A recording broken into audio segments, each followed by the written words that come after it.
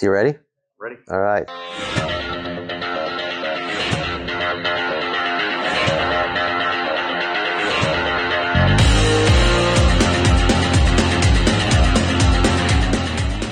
Our parents dropped us off with like a 19-year-old kid who did a school bus conversion and gave us $600 for a 6-week tour. That was it. Who would do that these days? You would never drop your kid off with a 19-year-old and send him on some school bus across the country for 6 weeks. That just is like, would never happen, you know? That's the kind of, that was the youth that we had, traveling around the country on someone else's dime. I mean, the only other cool movie back then that you can compare it to was the Bad News Bears. That's really it, you know?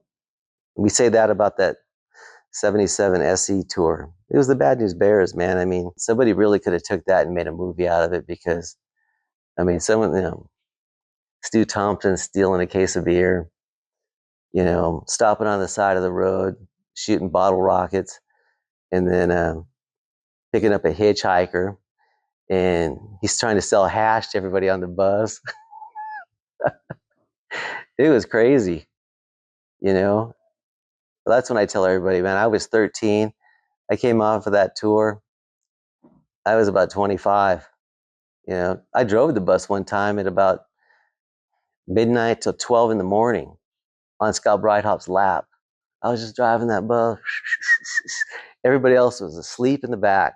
I think Mark Pippin was the only one awake, sleeping with one eye, making sure that I was driving okay. But everybody else was out. Scott Breithop was out. I'm sitting on his lap driving that bus, man. So when I got home from that tour, I was like, man, I could drive anything. I ended up stealing my parents' motorhome so I could drive it to school because I didn't want to take the bus. Then my neighbor narked on us. Neighbor told my mom, you better check the mileage on your motorhome. I think your son's been taking it out. But I would drive it in school after they would leave for work. I'd park it like a couple blocks away and then walk to school and then take it and drive back. I was so confident then. But yeah, the Bad News Bears tour, man, was something else. I mean, it also was the attrition factor. You think there was probably 18, 19 guys scheduled to go on it, and it dwindled down to probably about 10 or 12 on there. And these guys were like, we can't do this. We can't spend our summer. Perry Kramer swears that, you know what, man, that was the best decision I ever did, was not going on that tour. On that 77 tour, Bob Hadley and a couple guys were in another van, and they hooked up with us for maybe 2 weeks or something. Well, anyway, we followed one another for one couple sections or whatever, and me and Scott Clark hopped in there, and they were in the White Whale then because the bus had already broken down. So they were in the White Whale, and those guys were getting out of the van and basically riding on the hood, on the rooftop of the van, going down the freeway, which was crazy. And then, so me and Scott Clark decided to open up the sliding windows and moon those guys in the van.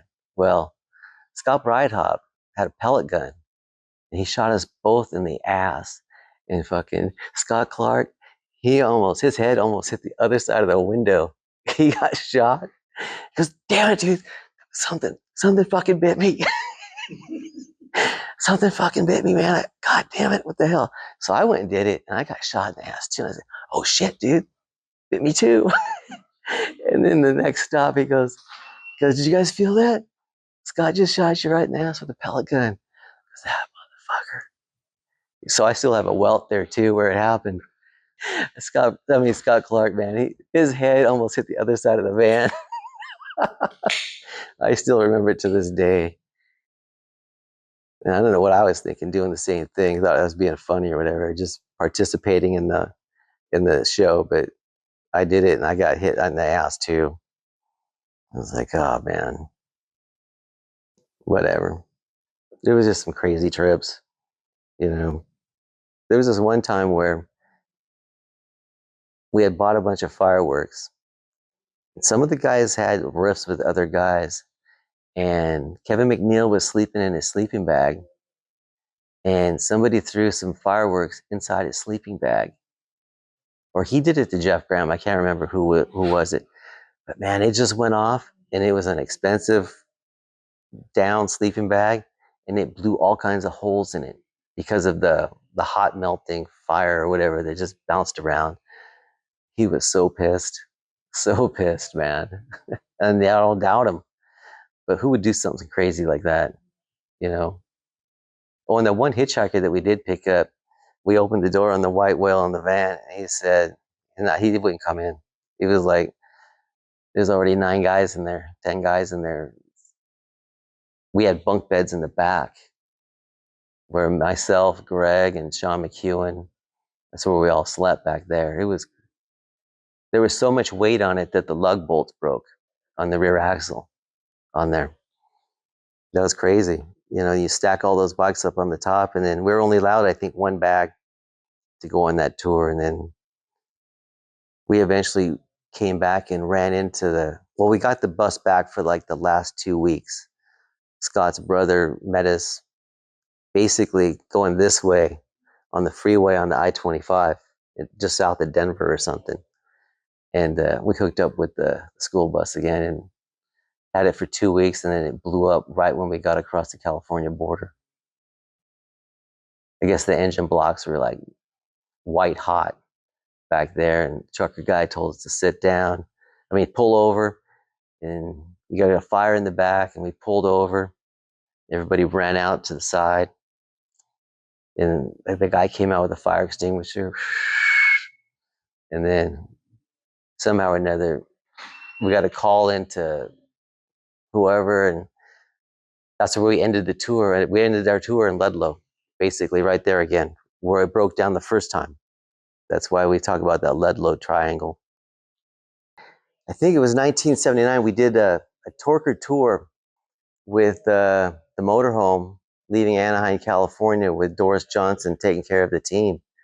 And on tour was myself, Doug Olson, Mike Aguilera, Jason Jensen, and Doug Davis on this tour, 6-week tour.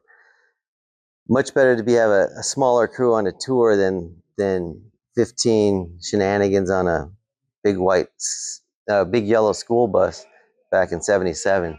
So we were catered on this tour for the most part. But one of the early stops in that tour was Lawrenceburg, Tennessee. And after the races that day, there was a photo shoot that we were doing with Bob Osborne. And it was supposed to be a Torker cover shot for the magazine that was upcoming that year. And it was one of the early stops on the tour. And I didn't agree really with the jump that we were doing it on or anything. And being that it was kind of sketchy and everything else, it was a cool jump, but it was definitely something that was going to either hurt your ankles or bend a rim or something like that. And I just didn't feel comfortable doing that with that jump early in the tour.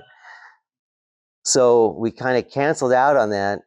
And that ended up being the same photo shoot that Timmy Judge got the cover of BMX Action on. If you ever see it, you'll see Mike Aguilera and I think Jason Jensen in the background of that jump, and Timmy Judge is styling doing a judge on it, and that was his cover shot, which could have been mine, I guess.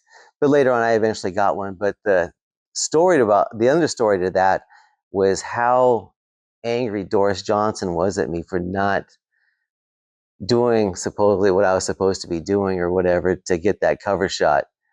So at the end, I eventually did get another opportunity for a cover shot, got on the magazine, and then I think she apologized and told me she finally kind of understood my side of the story on why I didn't want to do it that day, that part of the tour. So I always look at that cover shot and think that could have been mine, but I got one months later.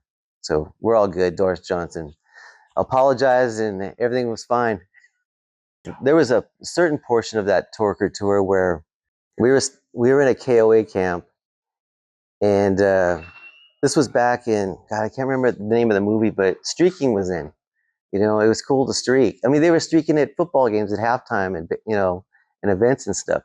So anyway, we're on tour and I'm just like, you know what, guys, let's go streaking, you know? So I got myself, Davis, Jensen, and Aggie.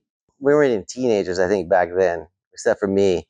And Doug Olson was like, you know, corn-fed white guy from Nebraska, like 6'2".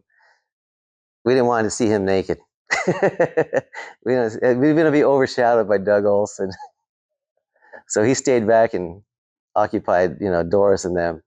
And we just dropped our drawers and we just hoofed it through the KOA, and people playing cards on their side of their motorhome, and they just looking at us like, here's these four kids just running down the street on the KOA, butt naked, just running around. And it was pretty hilarious. But we had a great time. The kids will still talk about it, you know, when you're ever talking about streaking, especially Aggie. I think he thinks that was the greatest thing ever.